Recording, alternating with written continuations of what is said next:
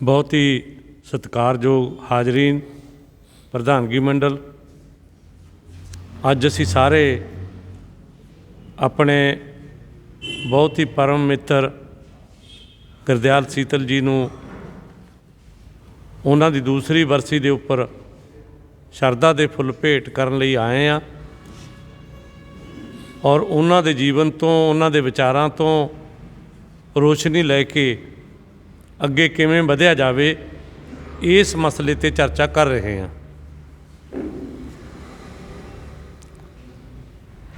मैथों पहला जिन्ने भी विद्वानां ने गल कीती आ, मैं उदों अगे गल शुरू करनी चाहुंदा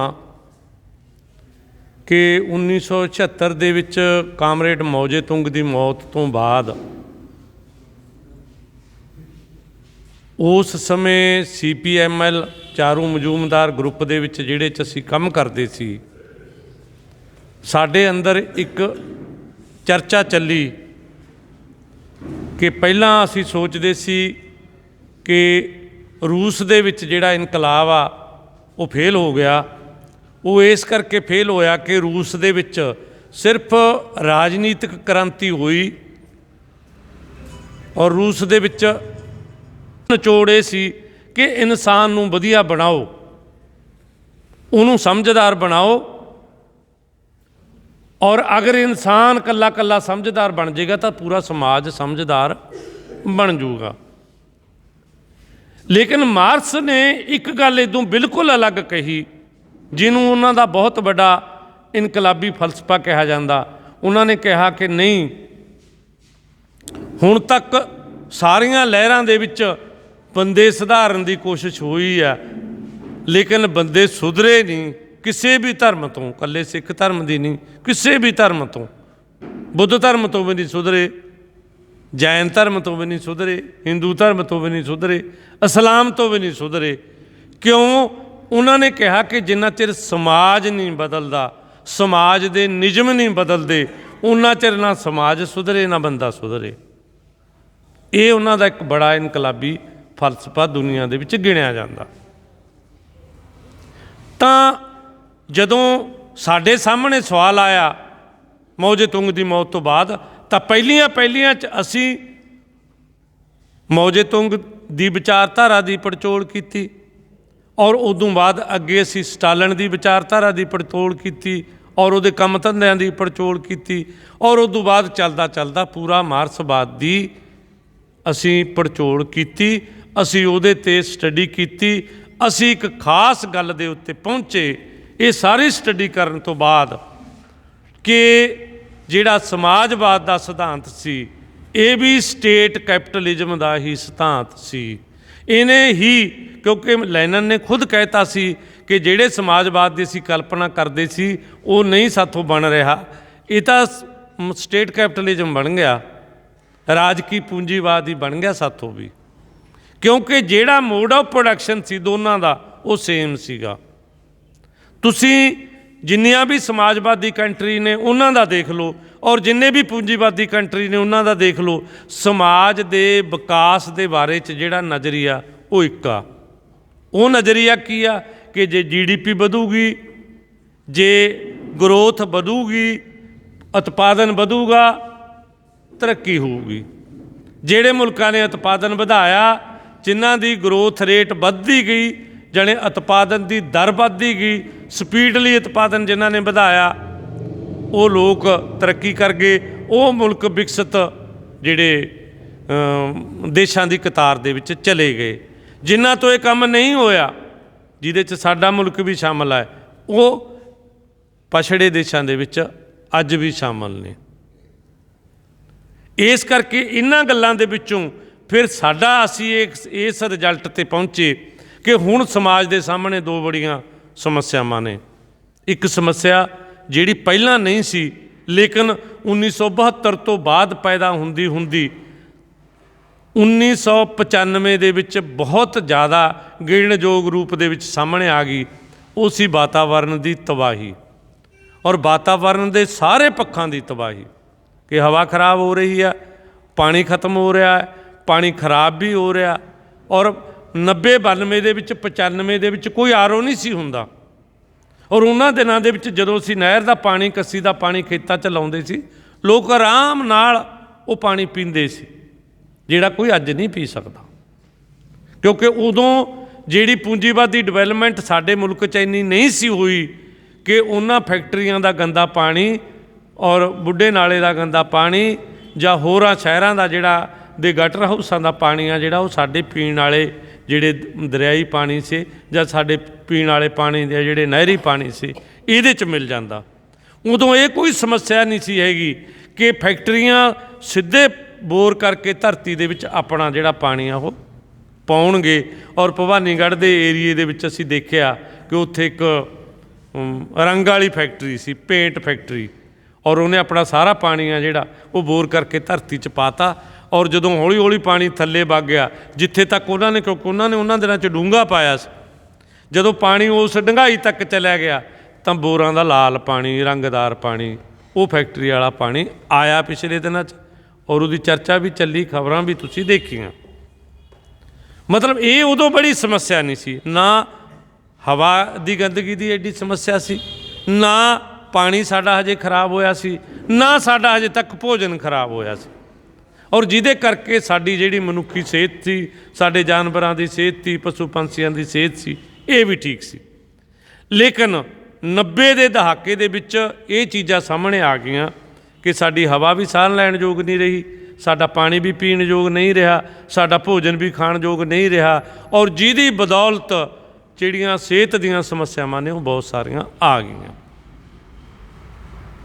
ਔਰ ਉਹਦੇ 'ਚ ਇਹ ਹੋ ਗਿਆ ਕਿ ਜੰਗਲ ਵੀ ਘਟ ਗਿਆ, ਔਰ ਇਹਦੇ 'ਚ ਇਹ ਹੋ ਗਿਆ ਕਿ ਸਮੁੰਦਰੀ ਜੀਵ ਵੀ, ਹੁਣ ਤਾਂ ਇਹਨਾਂ ਦਿਨਾਂ 'ਚ ਤਾਂ ਇਹ ਅੰਕੜੇ ਆ ਗਏ ਕਿ 52% ਸਮੁੰਦਰੀ ਲਾਈਫ ਆ ਜਿਹੜੀ ਉਹ ਖਤਮ ਹੋ ਚੁੱਕੀ ਆ। ਔਰ ਕੁਛ ਏਰੀਆ ਦੇ ਵਿੱਚ ਡੈੱਡ ਜ਼ੋਨ, ਮਰੇ ਹੋਏ ਜ਼ੋਨ ਸਮੁੰਦਰ ਦੇ ਵਿੱਚ ਬਣ ਗਏ ਨੇ, ਜਿਨ੍ਹਾਂ ਬਾਰੇ ਅੱਜ ਦੇ ਵਿਗਿਆਨੀ ਇਹ ਕਹਿੰਦੇ ਨੇ ਕਿ ਉਹਨਾਂ ਨੂੰ ਮੁੜ ਜੀਵਤ ਕਰਨਾ ਬਹੁਤ ਮੁਸ਼ਕਲ ਆ। ਮੈਕਸੀਕੋ ਦਾ ਜਿਹੜੀ ਖਾੜੀ ਆ, ਅਮਰੀਕਾ ਦੀਆਂ ਫੈਕਟਰੀਆਂ ਦਾ ਜਿੰਨਾ ਪਾਣੀ ਉੱਥੇ ਜਾਂਦਾ, ਔਰ ਉਸ ਖਾੜੀ ਦੇ ਵਿੱਚ ਸਭ ਤੋਂ ਜ਼ਿਆਦਾ ਡੈੱਡ ਜ਼ੋਨ ਬਣ ਗਏ।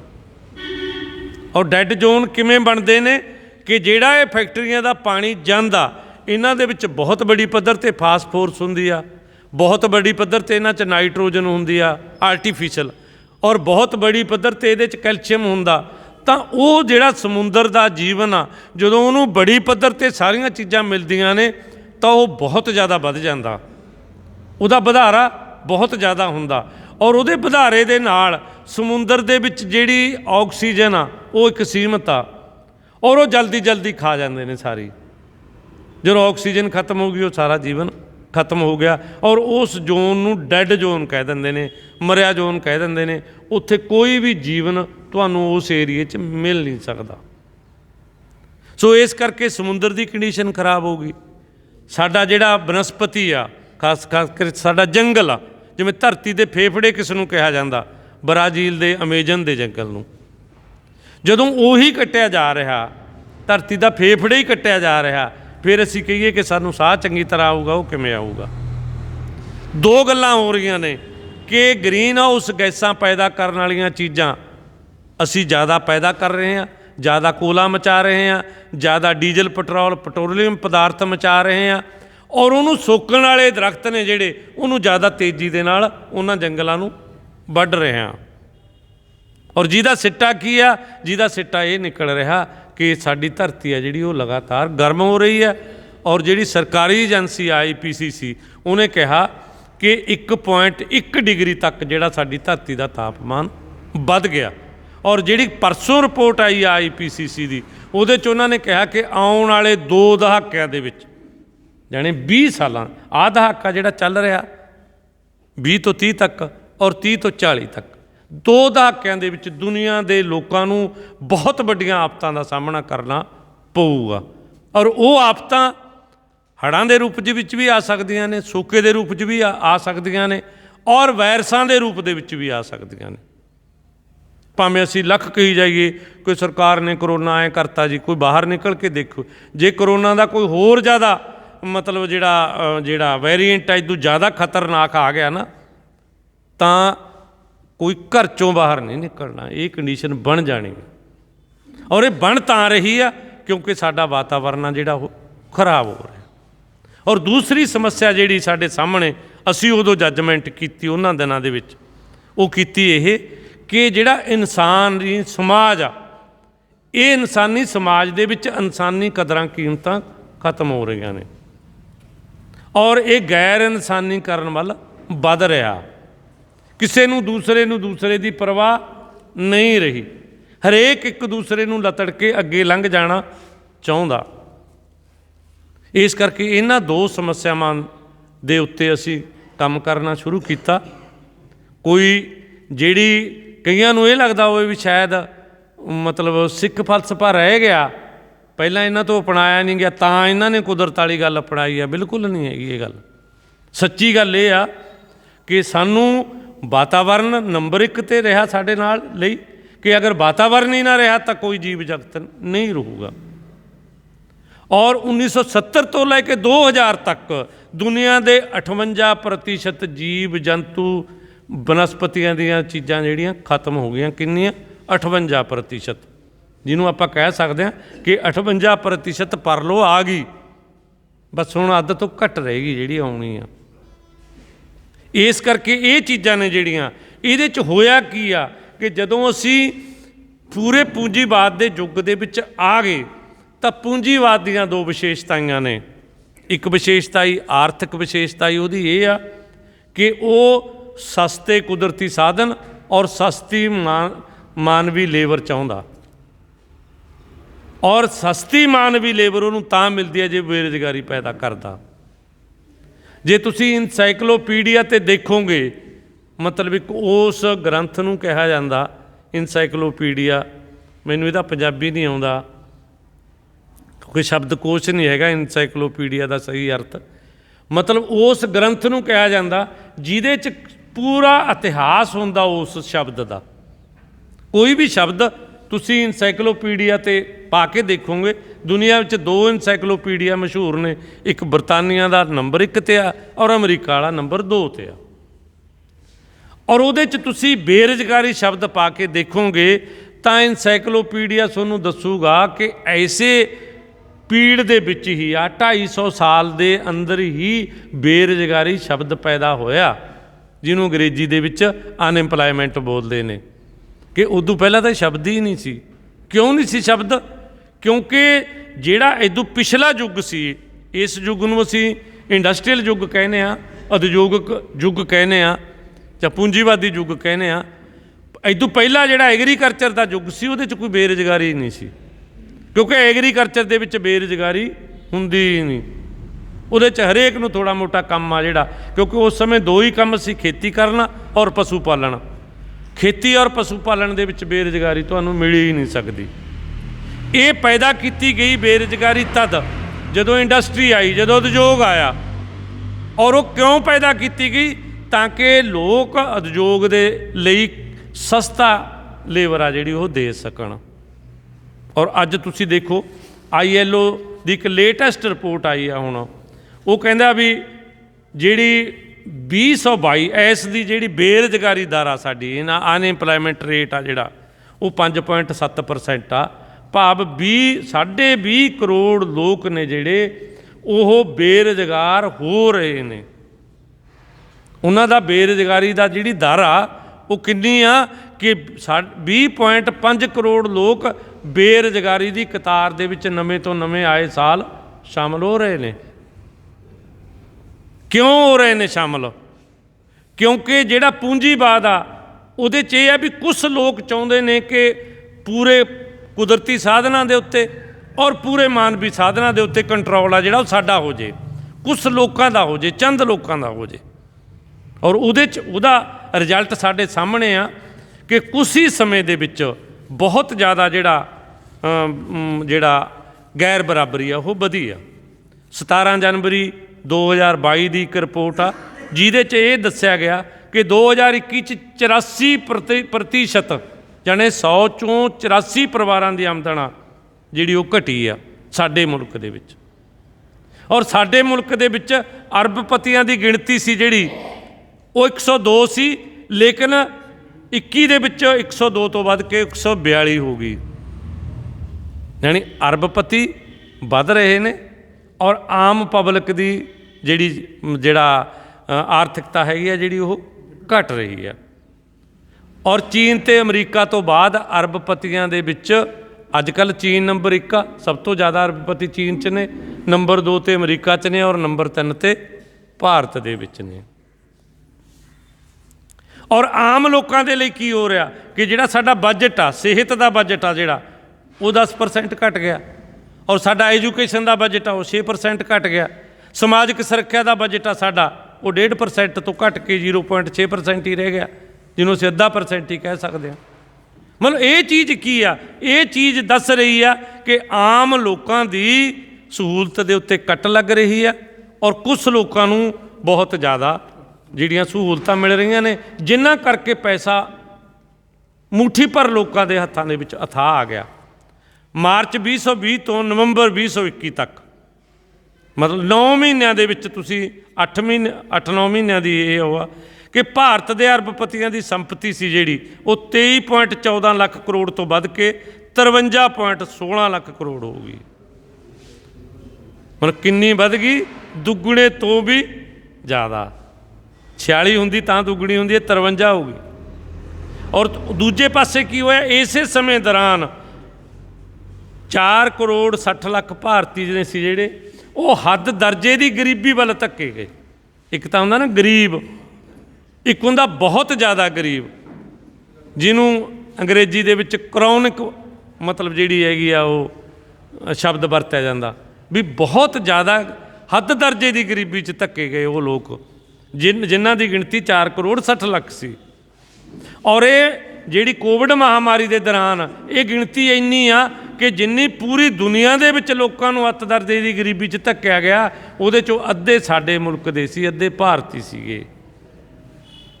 और जिहड़े भारत के 100 अमीर ने, अमीर घराणे ने जिहड़े, उन्हां दी संपत्ति दे विचों कल्ले अडानी का हिस्सा 20% आ।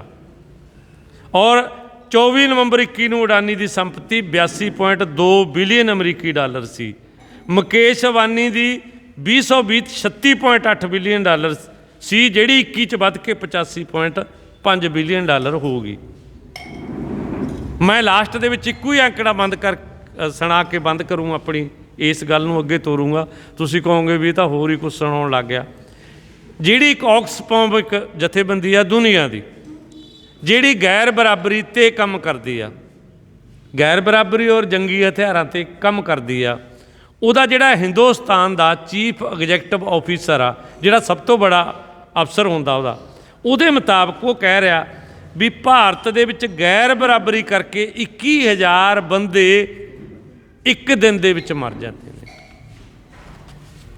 भारत दे विच 21,000 बंदा गैर बराबरी करके, आर्थिक गैर बराबरी करके, चाहे वो गरीबी करके मरदा, चाहे वो गरीबी की वजह करके उन्होंने खाना नहीं मिलता, चाहे गरीबी की वजह करके वो तो इलाज नहीं होया, चाहे गरीबी की वजह करके तो करजा नहीं उतरिया, जो भी बनया आर्थिक गैर बराबरी करके 21,000 बंदा, जिन्हों जे आप टाइम नाल वंडीए तो हर 4 सैकंड दे विच एक बंदा आर्थिक गैर बराबरी करके साडे मुल्क च मर रहा।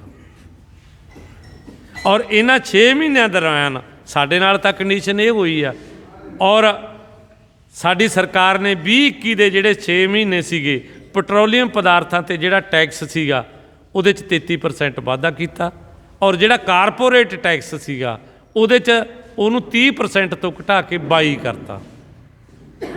मतलब आम लोगों के टैक्स लाता और कारपोरेट का टैक्स आ जिहड़ा घटाता, जिहदे नाल 1.5 लाख करोड़ रुपये का फायदा कारपोरेटां नूं, कारपोरेट टैक्स जिहड़ा ये घटाया इहदे नाल होया। हुण कईआं नूं ये लगदा भी यार ये सरकार तां साडी आ, भी ये असीं इहनूं चुणदे आ, क्योंकि हुणे आपां वोटां पा के हटे आ। कईआं दे दिल च धड़कण चल रही है भी 10 नूं पता नहीं की बनूगा। मतलब ये एक ड्रामा जरूर हुंदा पब्लिक दे सामने, पर ला पा के कोई भी सरकार आऊगी, चाहे 5 स्टेटां दे विच किसी पार्टी की भी आ जाए, ABC दी, उन्हें कारपोरेट नीतियां दे उत्ते ही चलना, क्योंकि वो कारपोरेट की नुमाइंदा ही बनूगी। ਔਰ ਕਾਰਪੋਰੇਟ ਨੇ ਹੀ ਉਹਨੂੰ ਸਾਰਾ ਇਹ ਸਾਰਾ ਜਿਹੜਾ ਏਜੰਡਾ ਪੈਸਾ ਵਗੈਰਾ ਉਹ ਕਾਰਪੋਰੇਟ ਨੇ ਹੀ ਉਹਨੂੰ ਦਿੱਤਾ। ਸਾਥੋਂ ਤਾਂ ਉਹਨਾਂ ਨੇ ਤਰ੍ਹਾਂ ਤਰ੍ਹਾਂ ਦੇ ਤਰੀਕਿਆਂ ਨਾਲ ਉਹਨਾਂ ਨੇ ਸਾਡੇ ਮਾਈਂਡ ਨੂੰ ਕੈਪਚਰ ਕਰਨ ਦੇ ਲਈ ਸਾਡੀ ਨਾ ਇੱਕ ਅਹਿਮਦਾਬਾਦ ਮੀਟਿੰਗ ਚੱਲ ਰਹੀ ਸੀ।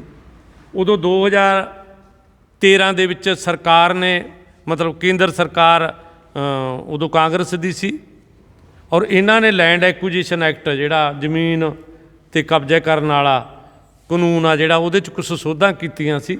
ਉਹਦੇ 'ਤੇ ਸਾਡੀ ਇੱਕ ਮੀਟਿੰਗ ਸੀ ਕਿ ਯਾਰ ਜਿਹੜੀ ਜ਼ਮੀਨ ਆ ਇਹ ਅਕਵਾਇਰ ਹੋਊਗੀ ਸਾਡੀ ਇਸ ਮਤਲਬ ਕਾਨੂੰਨ ਦੇ ਤਹਿਤ। ਇੱਕ ਉੱਥੇ ਬੰਦਾ ਸੀਗਾ ਉਹ ਵਿਚਾਰਾ ਹੈਗਾ ਤਾਂ ਹੈਂਡੀਕੈਪਟ ਸੀਗਾ।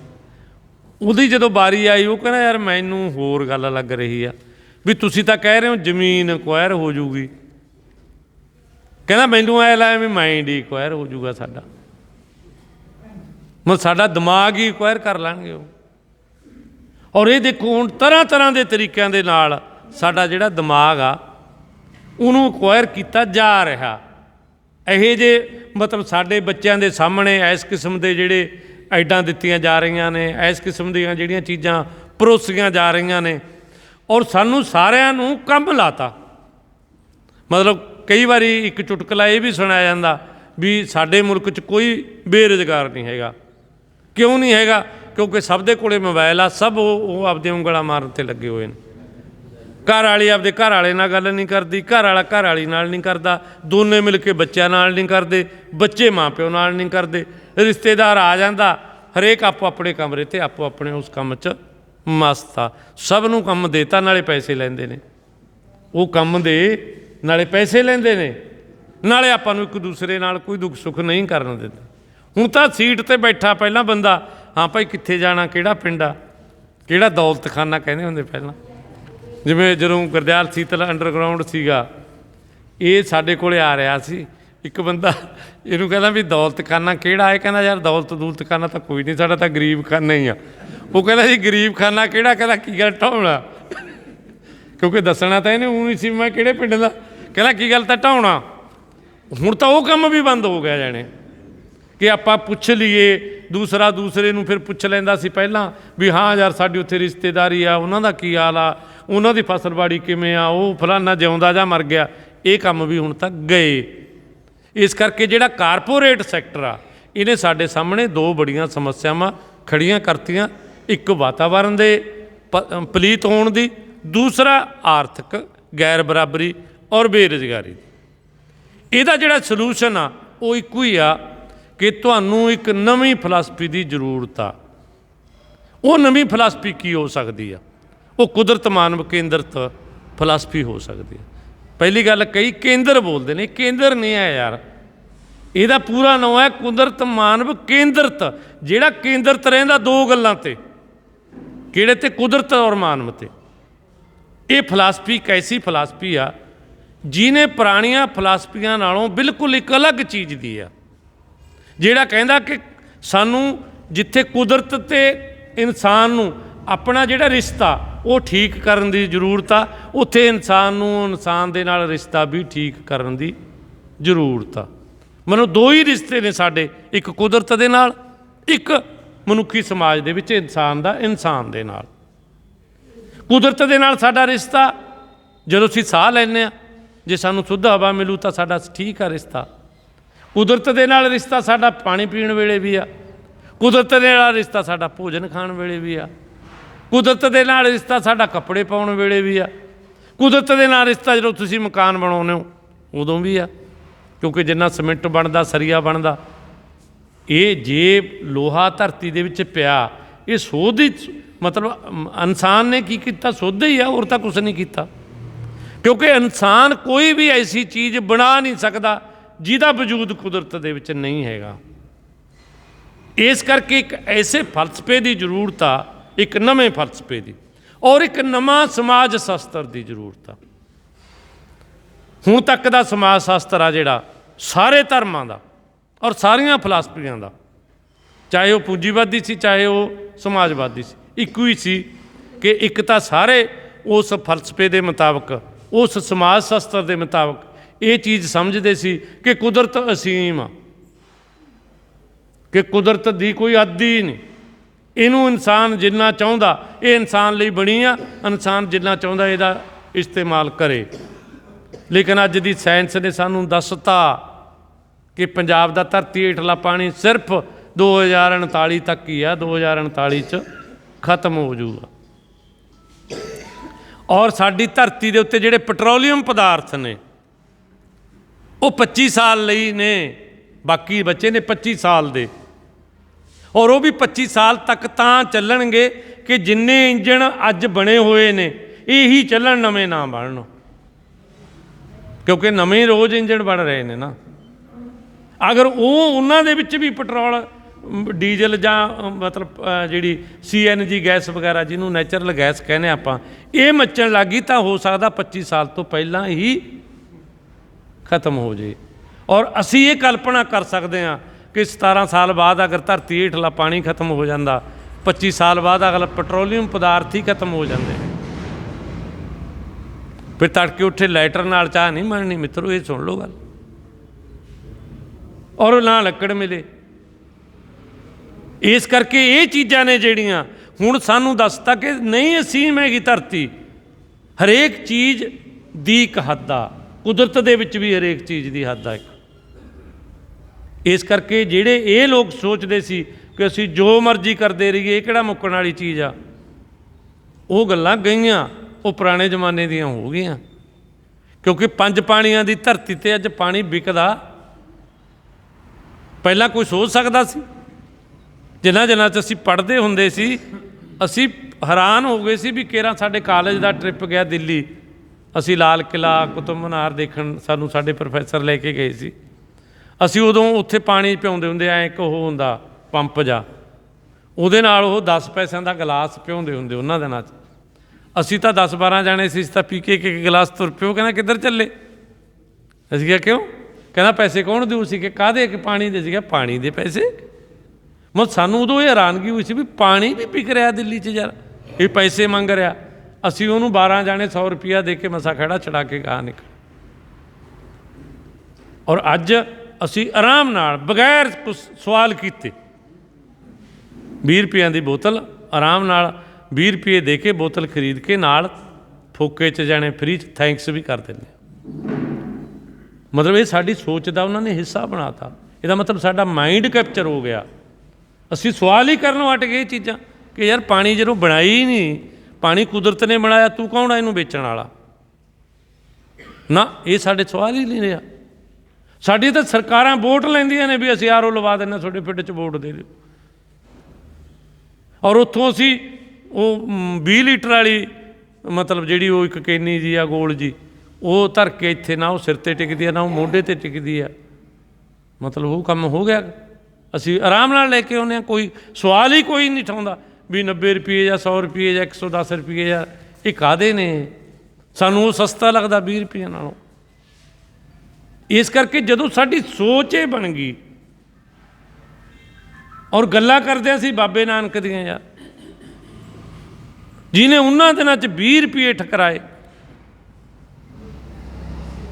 ਸਿੰਘੂ ਬਾਰਡਰ 'ਤੇ ਇੱਕ ਮੁਸਲਮਾਨ ਮਤਲਬ ਫੈਮਿਲੀ ਜਾ ਰਹੀ ਸੀ ਜਦੋਂ ਆਪਣਾ ਅੰਦੋਲਨ ਚੱਲ ਰਿਹਾ ਸੀ। ਉਹ ਕਿਤੇ ਕੁਛ ਮਿਲ ਜਾ ਕਰੇ ਉਹਨਾਂ ਨੂੰ, ਕਿਤੇ ਕੁਛ ਮਿਲ ਜਾ ਕਰੇ। ਪਹਿਲੀਆਂ ਦਿਨਾਂ 'ਚ ਤਾਂ ਖਾਸਾ ਕੁਛ ਮਿਲਦਾ ਹੁੰਦਾ ਸੀਗਾ, ਮਗਰੋਂ 'ਚੋਂ ਤਾਂ ਚੱਲ ਘਟ ਗਿਆ ਸੀ ਕੰਮ। ਉਹਦੀ ਔਰਤ ਉਹਨੂੰ ਕਹਿੰਦੀ ਵੀ ਇਹ ਜਿਹੜੇ ਸਰਦਾਰ ਨੇ ਇੰਨਾ ਪੈਸਾ ਕਿੱਥੋਂ ਲੈ ਕੇ ਆਉਂਦੇ ਨੇ? ਉਹ ਕਹਿੰਦਾ ਵੀ ਇਹਨਾਂ ਦਾ ਇੱਕ ਗੁਰੂ ਹੋਇਆ, ਉਹਦਾ ਨਾਮ ਬਾਬਾ ਨਾਨਕ ਸੀ, ਵੀ ਉਹਨੇ 20 ਰੁਪਈਆਂ ਦੀ FD ਕਰਾਤੀ ਸੀ ਉਹਨਾਂ ਸਮਿਆਂ 'ਚ। ਇਹਨਾਂ ਦੇ ਅਜੇ ਉਹ FD ਕੰਮ ਆਈ ਜਾਂਦੀ ਆ। ਮਤਲਬ ਅਸੀਂ ਕੋਈ FD ਕਰਾਉਣ ਲਈ, ਸਮਾਜ ਲਈ FD ਕਰਾਉਣ ਲਈ ਕੋਈ ਤਿਆਰ ਆ? ਔਰ ਜਿਹੜਾ ਕੋਈ ਕਰਾਉਂਦਾ ਸੀਗਾ ਸੀਤਲ ਵਰਗਾ, ਉਹਨੂੰ ਉਹਦੇ ਕਮਲਾ ਹੀ ਕਹੀ ਗਏ ਨੇ। ਹੁਣ ਭਾਵੇਂ ਲੱਖ ਕਹੀ ਜਾਓ, ਤੁਸੀਂ ਉਹਦੀਆਂ ਸਿਫਤਾਂ ਕਰੀ ਜਾਓ। ਜਦੋਂ ਉਹ ਆ ਖਿੱਚਦਾ ਸੀ ਨਾ ਵੀ ਇਹਨੂੰ ਕੀ ਕਮਲਾ ਚੜ੍ਹਿਆ ਜਾ ਰਿਹਾ, ਦਰਖਤਾਂ ਵਾਲੇ ਉਹ ਮਿੱਟੀ ਵਾਲੇ, ਵੀ ਪਸ਼ੂਆਂ ਵਾਂਗੂ ਯਾਰ ਇਹ ਲੱਗਿਆ ਹੋਇਆ ਯਾਰ। ਇਸ ਕਰਕੇ ਜਿਹੜੀਆਂ ਇਹ ਗੱਲਾਂ ਨੇ, ਜਿੰਨਾ ਚਿਰ ਇੱਕ ਨਵੀਂ ਫਿਲਾਸਫੀ, ਜਿਵੇਂ ਨਵੀਂ ਫਿਲਾਸਫੀ ਦੀ ਡਿਮਾਂਡ ਇਹ ਆ ਕਿ ਉਹ ਆਦਮੀ ਦੇ ਕਰੈਕਟਰ ਨੂੰ ਸਮਝੇ। ਜਿਵੇਂ ਸਾਡੇ ਪ੍ਰੋਫੈਸਰ ਸਾਹਿਬ ਨੇ ਕਿਹਾ ਨਾ ਕਿ ਸਭ ਕੁਛ ਸਭ ਦਾ। ਇਹ ਸਮਾਜਵਾਦ ਨੇ ਵੀ ਇਹੀ ਕਿਹਾ ਸੀ ਕਿ ਸਾਰਿਆਂ ਦਾ ਇੱਕ ਕਰ ਦਿਆਂਗੇ, पर जिहड़ा आदमी का करैक्टर आ वो हर फिलासफी नूं उहदा एक जवाब देना पैंदा। पूंजीवादी फिलासफी जदों आई तो एडम स्मिथ नूं सब तो पहला सवाल ये होया सी कि आदमी की चीज़ आ। उन्हें कहा, उन्हें इक्को ही लैन दे विच उहदा जवाब दिता सी कि मैन इज सैल्फिश बाय नेचर, कि आदमी किसी आ स्वार्थी जीव आ और जिहदे स्वार्थ नूं जो मर्जी पट्ठे पवाओ पाओ और ये तो जो मर्जी कराओ। और पूरा पूंजीवाद दीआं नीतियां सिर्फ एक गल ते बणीਆਂ ने, चाहे सोनू बोनस दिंदे सी, चाहे सोनू इंक्रीमेंट दिंदे सी, चाहे सोनू ये जो भी लालच दिंदे सी, उहदा मतलब की सी? उहदा मतलब यही सी कि इहदे स्वार्थ नूं थोड़े मोटे पट्ठे पा के तो जो मर्जी कराउंदे रहो, रिश्वत दे के जो मर्जी काम करा लो, स्वार्थ नूं पट्ठे पाओ। और जदों मार्क्स नूं ये सवाल आया, मार्क्स कहना मैन इज सोशल एनीमल, मनुख एक समाजिक जीव आ, समाजिक जानवर आ। लेकिन आर पी सराफ ने कहा कि दोनों धारनावां एक पासड़ ने। उन्होंने कहा कि आदमी का दूरा करैक्टर आ ये बायो सोशल आ, इहदियां निजी जरूरतां भी ने और इहदियां समाजी जरूरतां भी ने। जदों तुसीं इहदियां निजी जरूरतां दा और समाजी जरूरतां दा तालमेल नहीं बिठाओगे, ये कोई काम नहीं करूगा, इहदे च कोई मोटिवेशन नहीं आऊगी। बंदा बीमार हो गया, उन्होंने दवाई लैनी पैनी आ, जिहड़ा बीमार हो गया उसे नूं लैनी पैंदी आ। मैनूं नींद आ रही है, मान लो मैं टिब्बा साहब नूं नहीं कह सकदा भी डॉक्टर साहब मैनूं नींद आ रही है, 10 मिनट मेरे बंदे दी नींद लैके आए उधर ताकि मैनूं रैसट मिल जाए, वो मैनूं ही लैनी पऊ। मतलब बायो सोशल का मतलब ये आ कि इंसान आ जिहड़ा उहदियां व्यक्तिगत जरूरतां भी ने, क्योंकि उहदी होंद ही व्यक्तिगत आ। अगर मैं अपना भोजन दूजिਆਂ ਨੂੰ ਦਿੰਦਾ ਰਹੂੰਗਾ, अगर मैं अपना पानी अपने हिस्से का पानी दूजिਆਂ ਨੂੰ ਦਿੰਦਾ ਰਹੂੰਗਾ, बाले दिन नहीं मैं कट सकता। फिर ये चीज़ां मेरी एग्जिस्टेंस लई, मेरी होंद दे लई मेरियां निजी जरूरतां ने ये ਜਿਹੜੀਆਂ ਮੈਨੂੰ पूरियां करनियां पैणियां। लेकिन नाल आदमी एक ऐसा सोशल प्राणी भी आ कि ये समाज बनाए बिना नहीं रह सकता। इस करके एक समाजिक हिस्से के तौर पर उहदियां कुछ समाजिक जिम्मेवारियां भी ने। और इदों अगे सानू ये भी कहना चाहिए कि इहदियां कुछ कुदरत प्रति भी जिम्मेवारियां ने ਜਿਹੜੀਆਂ कि इनू निभाउणियां चाहिए ने। जिहदे लई मैं ये गल कही आ कि सानू कुदरत दे नाल अपने संबंध ठीक करने पैणगे और सानू इंसानी जो लोग आ सानू आपस विच दी भी साडे संबंध ने जिहड़े वो ठीक करने पैणगे। सानू एज ए इंसान मतलब सानू चलना पऊगा। सिख जिहड़ा पंथ सीगा इहदे चों देखो किन्ने ही निकल गए। कई लोग जिहड़े कह रहे ने भी ये जी रामगढ़ीए का गुरुद्वारा अलग हो गया जी, रविदास भगत का तो मंदिर ही कहन लग गए। और ये की चीज़ है ये सारा? और ये अलग अलग जिहड़े सैट सीगे मतलब ये क्यों हो गए? क्योंकि असी उन्हां चीज़ां नूं तवज्जो ही नहीं दिती। और जिहड़े लोग चाहुंदे ने कि सिख पंथ एक ना रहे, कुछ लोग है हिंदुस्तान दे विच एक बड़ी फोर्स आ जिहड़ी इहनूं तरह तरह के तरीके नाल तोड़ के इहनूं अलग करना चाहुंदी आ कि उन्हां नूं इह आ कि नहीं ये कदों भी साडे लई चैलेंज बन सकदे ने, इसलिए इन्हां नूं तोड़ो। असी की कहना चाहुंदे आ? असी कहने आ कि सारियां चीज़ां तो उपर उठो, धर्म तो जात तो पात तो काहदा रिश्ता बनाओ? इंसानियत का रिश्ता बनाओ, निरोल इंसानियत का रिश्ता। जब तक असी उस निरोल इंसानियत के रिश्ते दे विच नहीं बजांगे उन्ना चिर साडी एकता साडी यूनिटी है जिहड़ी नहीं बन सकूगी। सो इस करके ये सारियां समस्यावां दा हल इक्को ही आ। वो हल है कि असी नवीं फिलासफी दे उपर समाज की सिरजना करिए। और वो फिलासफी दे जिहड़ी नवीं फिलासफी आ उहदे 5 असूल ने, उहदियां 2 तरजीहां ने। 2 तरजीहां उहदियां ये ने कि असी वातावरण नूं टिकाऊ रखना, वातावरण नूं बनाई रखना, वातावरण के किसी भी बिगाड़ नूं सहन नहीं करना, ये उहदी एक तरजीह आ। दूसरी तरजीह ये आ कि असी मतलब जिहड़ा साडा समाज आ इहदे च इहनूं यूनाइट भी रखना ਔਰ ਇਹਦੇ 'ਚ ਯੂਨਿਟੀ ਵੀ ਪੈਦਾ ਕਰਨੀ ਆ। ਇਹਦੇ 'ਚ ਅਸੀਂ ਸਾਰੀਆਂ ਆਰਥਿਕ ਜਿਹੜੀਆਂ ਗੈਰ ਬਰਾਬਰੀਆਂ ਨੇ ਜਾਂ ਜਿਹੜਾ ਇਹਦਾ ਜਿਹਨੂੰ ਅਸੀਂ ਕਹਿੰਦੇ ਹਾਂ ਗੈਰ ਇਨਸਾਨੀਕਰਨ ਹੋ ਗਿਆ ਜਿਹੜਾ, ਉਹਨੂੰ ਇਨਸਾਨੀਕਰਨ ਦੇ ਘੇਰੇ 'ਚ ਲੈ ਕੇ ਆਉਣਾ, ਬੰਦੇ ਨੂੰ ਬੰਦਾ ਬਣਾਉਣਾ, ਬੰਦੇ ਨੂੰ ਸਵਾਰਥੀ ਨਹੀਂ ਬਣਾਉਣਾ। ਅੱਜ ਤਾਂ ਸਾਡੀ ਚਾਹੇ ਵਿੱਦਿਆ ਜਿਹੜੀ ਵੀ ਐਜੂਕੇਸ਼ਨ ਸਾਡੀ ਦਿੱਤੀ ਜਾ ਰਹੀ ਹੈ ਸਾਡੇ ਬੱਚਿਆਂ ਨੂੰ, ਕੀ ਐਜੂਕੇਸ਼ਨ ਆ ਉਹ ਕਿ ਤੁਹਾਨੂੰ ਜੇ ਆਹ ਕਰ ਲਿਆ ਇੰਨਾ ਪੈਕੇਜ ਮਿਲੂਗਾ, ਜੇ ਆਹ ਕਰ ਲਿਆ ਤੁਹਾਨੂੰ ਇੰਨਾ ਪੈਕੇਜ ਮਿਲੂਗਾ। ਔਰ ਸਾਡੇ ਉਹ ਬੱਚੇ ਅੱਜ ਜਿਹੜੇ ਮਤਲਬ ਜਿਨ੍ਹਾਂ ਦੇ ਘਰਾਂ 'ਚ ਗੁਰੂ ਨਾਨਕ ਸਾਹਿਬ ਦਾ ਰੋਜ਼ ਪਾਠ ਹੁੰਦਾ, ਉਹਨਾਂ ਦੇ ਬੱਚੇ ਵੀ ਜਾ ਰਹੇ ਨੇ ਅਮਰੀਕਾ ਕੈਨੇਡਾ। ਕਿਉਂ ਜਾ ਰਹੇ ਨੇ? ਕਿਉਂਕਿ ਉਹਨਾਂ ਨੂੰ ਇਹ ਲੱਗਦਾ ਵੀ ਉੱਥੇ ਸਾਡਾ ਫਿਊਚਰ ਆ, ਜਿਹੜਾ ਭਵਿੱਖ ਸੁਰੱਖਿਅਤ ਆ, ਇੱਥੇ ਨਹੀਂ ਹੈਗਾ। ਹੈ ਉੱਥੇ ਵੀ ਨਹੀਂ ਹੈਗਾ। ਉਹ ਤਾਂ ਹੁਣ ਤੁਸੀਂ ਦੇਖੋ ਨਾ ਯੂਕਰੇਨ ਵਾਲਿਆਂ ਦੀ ਕੀ ਕੰਡੀਸ਼ਨ, ਕਿ ਸਾਡਾ 20,000 ਬੱਚੇ ਹੀ ਸੀ ਉੱਥੇ ਭਾਰਤੀ, ਔਰ ਉਹਦੇ 'ਚੋਂ 3 ਤਾਂ ਮਰ ਗਏ ਹੁਣ ਤੱਕ, ਔਰ ਬਾਕੀਆਂ ਦੀ ਹਜੇ ਕੋਈ ਮਤਲਬ ਜਿਨ੍ਹਾਂ ਨੂੰ ਕਿਹਾ ਜਾ, ਸਾਡੀ ਸਰਕਾਰ ਕੀ ਕਰ ਰਹੀ ਆ, ਐਡਵਾਈਜ਼ਰੀ ਜਾਰੀ ਕਰ ਰਹੀ ਆ ਕਿ ਪੋਲੈਂਡ ਦੀ ਸਰਹੱਦ 'ਤੇ ਆ ਜਾਓ। ਉਹ ਕਹਿੰਦੇ ਵੀ 800 ਕਿਲੋਮੀਟਰ ਆ। ਕੱਲ੍ਹ 2 ਕੁੜੀਆਂ ਕਹਿ ਰਹੀਆਂ ਸੀ ਵੀ ਜਿੱਥੇ ਅਸੀਂ ਰਹਿ ਰਹੇ ਹਾਂ ਇੱਥੋਂ 800 ਕਿਲੋਮੀਟਰ ਆ ਪੋਲੈਂਡ ਦੀ ਸਰਹੱਦ, ਕਿਵੇਂ ਜਾਈਏ ਅਸੀਂ ਤੁਰ ਕੇ 800 ਕਿਲੋਮੀਟਰ? ਕਿਉਂਕਿ ਸਾਡੇ ਵਾਲਿਆਂ ਨੂੰ ਤਾਂ ਇਹ ਹੈ ਨਾ ਵੀ ਸਾਡੇ ਵਾਲੇ ਕੋਵਿਡ ਦੌਰਾਨ ਭਾਗੇ ਸੀ 1500 ਕਿਲੋਮੀਟਰ ਵੀ। ਜਦੋਂ ਕੋਵਿਡ ਦੇ ਵੇਲੇ ਮਤਲਬ ਇਹਨਾਂ ਨੇ ਲੋਕਡਾਊਨ ਕੀਤਾ ਤਾਂ ਜਿਹੜੀ ਪੂਰੀ ਲੇਬਰ ਸੀਗੀ ਯੂਪੀ ਬਿਹਾਰ ਦੀ, ਉਹ ਚਾਹੇ ਕਿਤੇ ਹੀ ਬੈਠੀ ਸੀ, ਉਹ ਵਿਚਾਰੀ ਤੁਰ ਕੇ ਚਲੀ ਗਈ ਸੀ ਨਾ। ਉਹ ਕਹਿੰਦੇ ਐਂ ਆ ਜਾਓ। ਉਦੋਂ ਬੰਬ ਥੋੜ੍ਹੇ ਡਿੱਗਦੇ ਸੀ ਯਾਰ, ਹੁਣ ਤਾਂ ਬੰਬ ਵੀ ਡਿੱਗ ਰਹੇ ਨੇ ਨਾ, ਨਾਲ ਗੋਲੀਆਂ ਵੀ ਚੱਲ ਰਹੀਆਂ ਨੇ ਨਾ। ਉਹ ਇੱਕ ਬੱਚਾ ਜਿਹੜਾ ਮੈਗੀ ਖਰੀਦਣੀ ਗਿਆ ਸੀ, ਜਿਹਦੇ ਗੋਲੀ ਲੱਗ ਕੇ ਜਿਹੜਾ ਮਰਿਆ।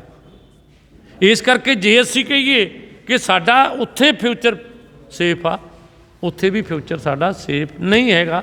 ਇਸ ਕਰਕੇ ਸਾਨੂੰ ਅਗਰ ਕੁਦਰਤ ਇਹ ਜਿਹੜੀਆਂ 2 ਪ੍ਰਾਇਰਟੀਆਂ ਨੇ, ਜਿਹੜੀਆਂ ਇਹਦੇ 5 ਜਿਹੜੇ ਅਸੂਲ ਨੇ, ਪਹਿਲਾ ਇਹਦਾ ਇਹੀ ਆ ਵੀ ਵਾਤਾਵਰਨ ਨੂੰ ਟਿਕਾਊ ਰੱਖਣਾ। ਦੂਸਰਾ ਇਹ ਹੈਗਾ ਇਹਦਾ ਕਿ ਉਚਿਤ ਆਰਥਿਕ ਬਰਾਬਰਤਾ, ਉਚਿਤ ਬਰਾਬਰਤਾ, ਕਿ 1:5 ਤੋਂ ਵੱਧ ਇਹ ਅਸੂਲ ਬਣਾਓ ਸਮਾਜ ਦੇ ਵਿੱਚ ਕਿ 1:5 ਤੋਂ ਵੱਧ ਆਰਥਿਕ ਗੈਰ ਬਰਾਬਰੀ ਨਹੀਂ ਰਹਿਣੀ ਚਾਹੀਦੀ। ਜੇ ਕਿਸੇ ਕੋਲੇ 1 ਲੱਖ ਰੁਪਈਆ, ਨਿਚਲੇ ਕੋਲੇ ਜਿਹੜਾ ਲੇਬਰ ਕਰਦਾ, ਔਰ ਜਿਹੜਾ ਉਹਦਾ ਪੂਰਾ ਤਾਹਾਂ ਵਾਲਾ ਅਫਸਰ ਆ ਉਹਦੇ ਕੋਲੇ 5 ਲੱਖ, ਜੇ ਉਹਦੀ 1000 ਤਨਖਾਹ ਤਾਂ ਉਹਦੀ 5000 ਹੋਵੇ। 1 ਤੋਂ 5 ਦੇ ਵੱਧ ਆਰਥਿਕ ਤੌਰ 'ਤੇ ਕੋਈ ਮਤਲਬ ਕੋਈ ਰੱਖ ਹੀ ਨਾ ਸਕਦਾ ਹੋਵੇ। ਜਿੰਨਾ ਚਿਰ ਇਹ ਅਸੂਲ ਨਹੀਂ ਬਣੂਗਾ ਨਵੇਂ ਸਮਾਜ ਦਾ, ਉਹਨਾਂ ਚਿਰ ਤੁਸੀਂ ਕਿ ਆਰਥਿਕ ਗੈਰ ਬਰਾਬਰੀ ਦੂਰ ਨਹੀਂ ਕਰ ਸਕਦੇ। ਐਵੇਂ ਜੁਕਰੀ ਡੈਮੋਕ੍ਰੇਸੀ ਦਾ ਮਤਲਬ ਜਿਵੇਂ ਹੁਣ ਇਹ ਡੈਮੋਕ੍ਰੇਸੀ ਆ, ਇਹ ਤਾਂ ਕਹਿੰਦੇ ਨੇ ਲੋਕਾਂ ਲਈ, ਲੋਕਾਂ ਰਾਹੀਂ ਰਾਜ। ਤਿੰਨੇ ਕਹਿੰਦੇ ਨਾ, by the people, of the people, for the people. ਪਰ ਇਹ ਕਿਹੜਾ ਰਾਜ ਆ ਜਿਹੜੇ 'ਤੇ ਅੱਜ ਅਸੀਂ ਚੱਲ ਰਹੇ ਹਾਂ? ਕਿਹੜਾ ਰਾਜ ਆ ਜਿਹੜੇ 'ਚ ਅੱਜ ਯੂਕਰੇਨ ਦੇ ਲੋਕ ਚੱਲ ਰਹੇ ਨੇ? ਕਿਹੜਾ ਰਾਜ ਆ ਜਿਹਦੇ 'ਚ ਅੱਜ ਰੂਸ ਦੇ ਲੋਕ ਚੱਲ ਰਹੇ ਨੇ, ਅਮਰੀਕਾ ਦੇ ਲੋਕ ਚੱਲ ਰਹੇ ਨੇ? ਕੀ ਲੋਕਾਂ ਦਾ ਰਾਜ ਆ? ਰੂਸ ਦੇ ਲੋਕ ਤਾਂ ਕਹਿ ਰਹੇ ਨੇ ਸਟਾਪ ਦਾ ਬਾਹਰ। ਰੂਸ ਦੀ ਪਬਲਿਕ ਦੀ ਮਹਾਨਤਾ ਦੇਖੋ ਕਿ ਉਹ ਆਪਣੇ ਮੁਲਕ ਨੂੰ ਕਹਿ ਰਹੀ ਆ ਕਿ ਜੰਗ ਬੰਦ ਕਰੋ। ਇਸ ਕਰਕੇ ਜਦੋਂ ਕਈ ਵਾਰ ਅਸੀਂ ਇਹ ਗੱਲ ਕਰਦੇ ਹਾਂ ਕਿ ਰੂਸ ਅਤੇ ਯੂਕਰੇਨ ਦੀ ਲੜਾਈ ਆ, ਇਹ ਵੀ ਕਈ ਵਾਰੀ ਗਲਤ ਹੋ ਜਾਂਦੀ ਆ। ਰੂਸ ਔਰ ਯੂਕਰੇਨ ਦੇ ਜਿਹੜੇ ਮਤਲਬ ਰੂਲਿੰਗ ਗਰੁੱਪ ਨੇ, ਰਾਜਕਰਤਾ ਗਰੁੱਪ ਨੇ, ਉਹਨਾਂ ਦੀ ਲੜਾਈ ਆ, ਪਬਲਿਕ ਦੀ ਲੜਾਈ ਨਹੀਂ ਹੈਗੀ। ਇਹ ਵੀ ਸਾਨੂੰ ਫਰਕ ਕਰਨ ਦੀ ਜ਼ਰੂਰਤ ਆ। ਔਰ ਤੀਸਰੀ ਚੀਜ਼ ਉਤਪਾਦਕਤਾ ਵਧੇ, ਔਰ ਚੌਥੀ ਚੀਜ਼ ਹੈਗੀ ਆ ਉਹਦੇ 5ਵੀਂ ਚੀਜ਼ ਹੈਗੀ ਆ ਕਿ ਮਤਲਬ ਆਲ ਰਾਊਂਡ ਟਰਾਂਸਪੇਰੈਂਸੀ, ਚੌਪੱਖੀ ਪਾਰਦਰਸ਼ਤਾ ਔਰ ਜਵਾਬਦੇਹੀ, ਕਿ ਕੋਈ ਵੀ ਗੱਲ ਕਰੇ ਉਹਦੀ ਜਵਾਬਦੇਹੀ ਹੋਣੀ ਚਾਹੀਦੀ ਹੈ, ਔਰ ਹਰ ਇੱਕ ਗੱਲ ਦਾ ਲੋਕਾਂ ਨੂੰ ਪਤਾ ਹੋਣਾ ਚਾਹੀਦਾ। ਇਸ ਕਰਕੇ ਜਿਹੜਾ ਗੁਪਤਤਾ ਦਾ ਕਾਨੂੰਨ, ਫਲਾਨਾ ਕਾਨੂੰਨ, ਇਹ ਸਾਰੇ ਕਾਨੂੰਨ ਬੰਦ ਕਰਨੇ ਪੈਣਗੇ ਅਗਰ ਪਬਲਿਕ ਦਾ ਰੀਅਲ ਮਾਇਨੇ ਦੇ ਵਿੱਚ ਰਾਜ ਚਾਹੀਦਾ। ਹੁਣ ਤਾਂ ਇਹ ਦੱਸਦੇ ਹੀ ਨਹੀਂ। ਹੁਣ ਤੁਸੀਂ ਇਹ ਦੇਖੋ, ਸਾਡੇ ਹੁਣ ਰੌਲਾ ਪਿਆ ਇਸ ਵਾਲਾ ਭਾਖੜਾ ਨੰਗਲ ਵਾਲਾ, ਇਹ ਦਸੰਬਰ 2019 'ਚ ਬਿੱਲ ਲੈ ਕੇ ਆਏ ਸੀ ਸੈਂਟਰ ਗੌਰਮੈਂਟ।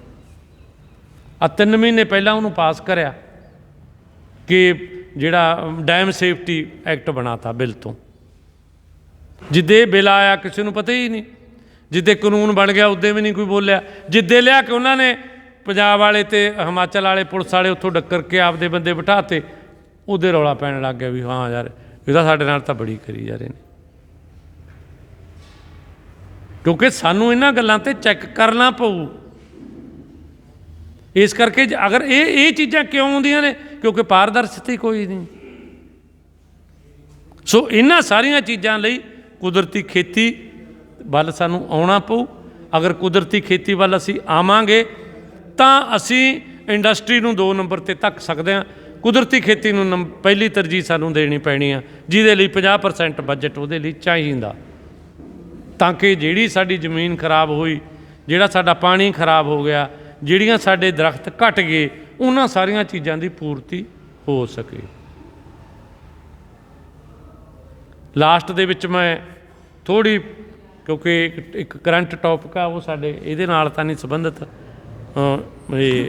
ਰੂਸ ਔਰ ਯੂਕਰੇਨ ਦੀ ਲੜਾਈ 'ਤੇ, ਕਿਉਂਕਿ ਇਹਦੇ 'ਤੇ ਹਰੇਕ ਗੱਲ ਕਰਦਾ, ਕਿਉਂਕਿ ਸਾਡਾ ਮੀਡੀਏ 'ਚ ਤਾਂ ਇਹਨਾਂ ਦਿਨਾਂ 'ਚ 2 ਹੀ ਗੱਲਾਂ ਨੇ, ਜਾਂ ਲੜਾਈ ਆ ਜਾਂ ਵੋਟਾਂ ਨੇ। ਚਲ ਵੋਟਾਂ ਵਾਲਿਆਂ ਤੋਂ ਤਾਂ ਆਪਾਂ